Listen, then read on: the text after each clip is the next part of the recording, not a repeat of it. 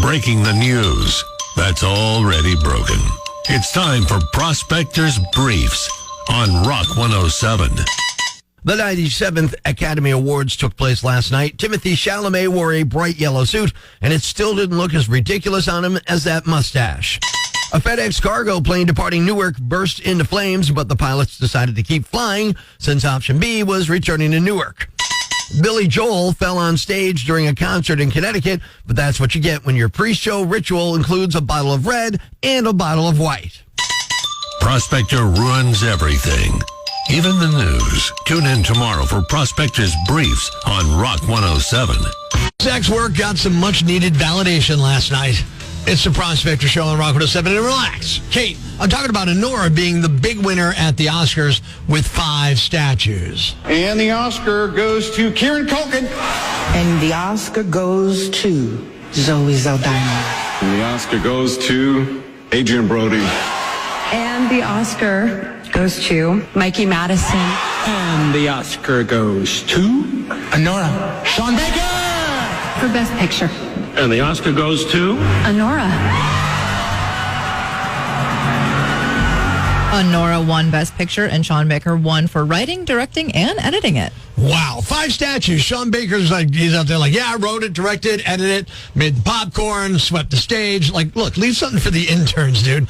Adrian Brody won for Best Actor for The Brutalist, and then droned on for more than 5 minutes, Kate. He even made him cut that, you know how they do play the cutoff music? Mm-hmm. All right, they played that like a couple times, and he's like, no. Like, dude, this isn't a TED Talk. Take the statue, say thank you, say goodbye.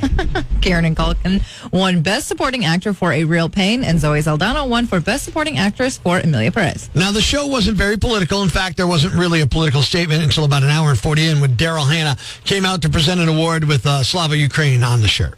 Or actually, she said it. She didn't say it wasn't. Yeah, she said it. Yeah. Oh, host Conan O'Brien did a good job, too. He waited in on the other major conflict that's going on, though, saying, well, we're halfway through the show, which means it's time for Kendrick Lamar to come out and call Drake a pedophile.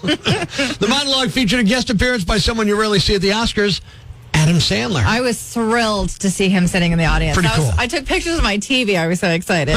Another one of the show's highlights was Morgan Freeman's tribute to late Gene Hackman, even though Gene whipped him to death in The Unforgiving. As usual, the In Memoriam segment left some people out. This year's snub included Michelle Trachtenberg, Linda Lavin, Tony Candyman Todd, Shannon Doherty, Tony Roberts, Olivia Hussey, and Martin Mull, who I love. They missed a lot of people. Shocking. It's like the only tribute where dying's not enough. You got to really impress them. Like, yeah, look, we know you had a whole career and you were famous, but were you really famous, or were you like Thursday afternoon cable TV famous? Rough.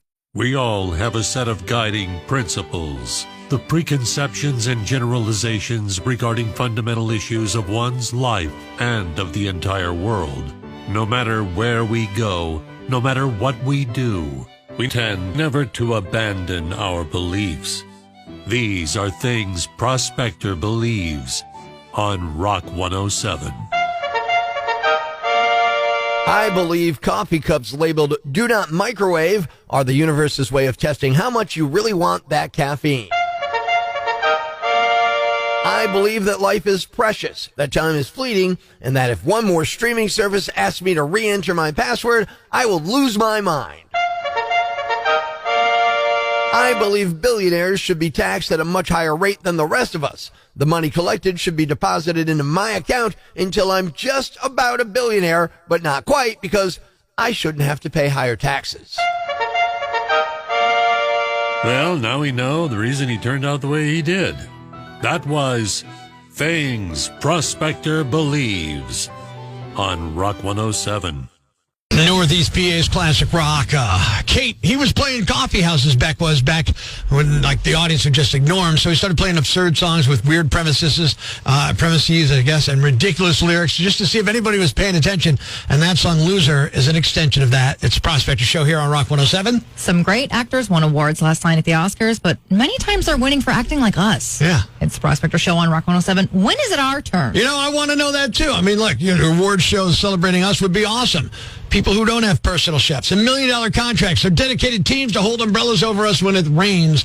I think that would be awesome. Oh, I'd like to thank my director, trainer, life coach. Meanwhile, the average person We're just out here trying to find a dozen eggs that don't require a second mortgage. Let's celebrate the true champions of life, the people who keep the world running while wearing sweatpants and pretending they know how to use Excel.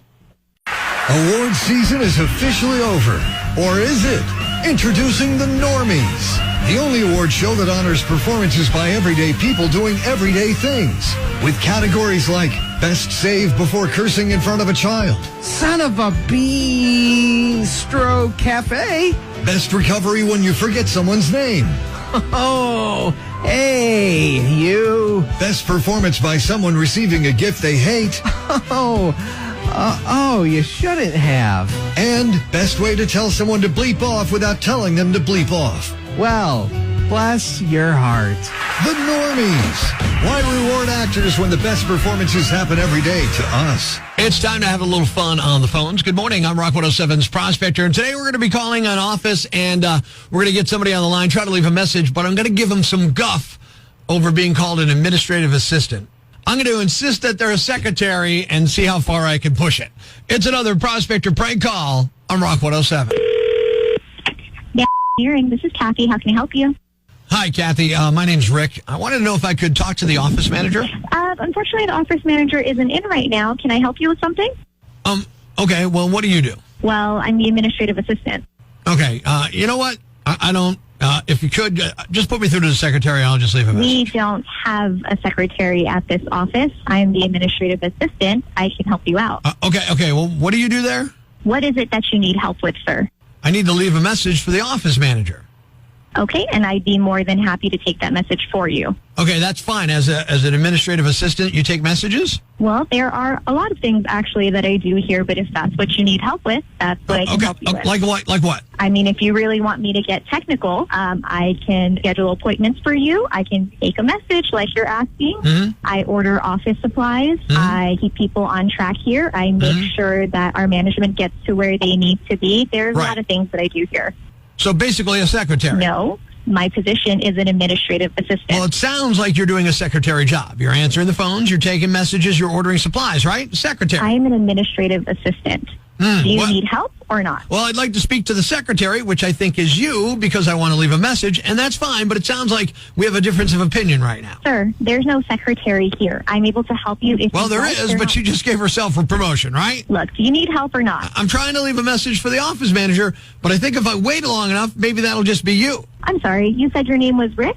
Rick, yeah. Okay, Rick, can I just enlighten you for a moment if you just give me just a moment of your Sure, time? enlighten. Nobody uses the word secretary anymore. Well, I do. We are called administrative assistants. We do a lot more than what you give us credit for. Well, I asked what you do, and you told me all the secretary stuff, so that can't be my fault. We are not called secretaries anymore. We are administrative professionals. Okay, We are why? administrative assistants. Can you tell me why that's changed? Because now people that know better associate the word secretary with being something negative. Honestly, when is the last time you heard somebody use the word secretary? About 30 seconds ago when I asked to talk to a secretary, and you just said it. Nobody says secretary anymore. Me, I say There are no secretaries anymore. Really? Because when I call a lot of offices, a lot of secretaries answer and they take my message. They don't start reading their LinkedIn to me, okay? I don't need a resume. I just need to leave a message. You know what, sir? You're being extremely rude right now. Nobody uses the word secretary anymore. Well, one person does. And you are the only person that I have ever talked to that really? uses the word So secretary everyone calls anymore. and said, hey, administrative assistant, how are you? I appreciate it if you called me administrative assistant, and I can help you out if you would like. Okay, how about this? Can I speak to the posse? I'm sorry, I don't know what it is. It's a prank call being played on you right now. This isn't real. Oh, my I'm not a chauvinist pig. Oh, my God. It's Prospector. You're on Rock 107 right now. My stomach's going like upside down inside. I'm like, oh, God, what a pig. It doesn't come natural, I promise you. Nobody, I know, people don't say secretary, so I just decided to play with it. I lose my mind. I was like, this guy is such an authority. Life's pretty tough right now. There's plenty of bad news, but it's not all bad. It's time for the brighter side of Prospector on Rock 107. A school bus driver near Cleveland saved 15 kids Thursday after the bus burst into flames. Officials said there was some kind of mechanical issue. The fire started behind one of the back wheels. The whole bus was gutted by flames, but the driver got everybody out quickly and no one was hurt. Thanks. We needed that. The brighter side of Prospector on Rock 107. Ladies and gentlemen, grab the kids, call your neighbors, and gather around the radio. It's now time to announce the winner of Prospector's Jam Bag of the Day, as decided by you at rock107.com. We uncover the most baffling, ridiculous, pathetic, cockeyed, laughable, preposterous blunders in the world of misdeeds. Nominee number 1. File this under Some People Just Can't Be Helped. A 29-year-old guy in Vancouver, British Columbia, got sloppy drunk at a wedding Saturday last week, and some people took his keys away to stop him from driving drunk. That was around 1:45 in the morning. He wasn't happy about it, and he started a fight. The cops showed up, arrested him for breach of peace, and then drove him home to sleep it off. But instead of just passing out like he should have, he decided to call an Uber, went back to the wedding to get his car, and drove drunk anyway. He sped by a police station around 3:50 a.m., going twice the speed limit. They clocked him at 76 and a 30.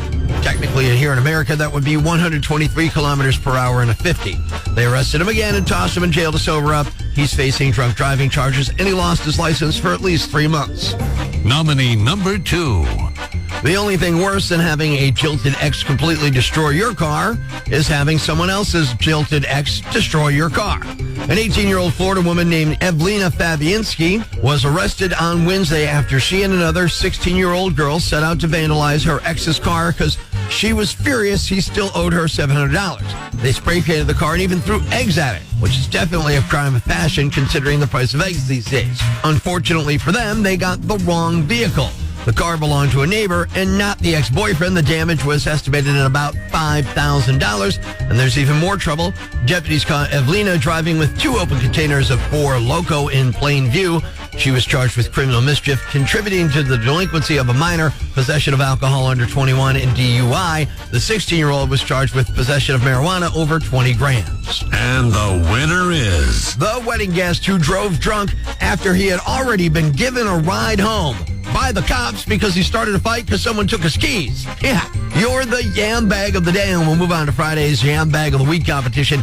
Keep it here for all the nominees for Prospector's Yam Bag of the Day, weekday mornings on Rock 107. Thanks for listening to Prospector's Prime Cuts podcast. Be sure to catch us live weekdays from 5:30 to 10 a.m. on Rock 107 or online at rock107.com or the Rock 107 app, a free download for your Android or iPhone. Subscribe to the podcast on Apple Podcasts, Google Podcasts, Spotify, Stitcher Radio, or wherever you get your podcasts so you never miss Prospector's Prime Cuts.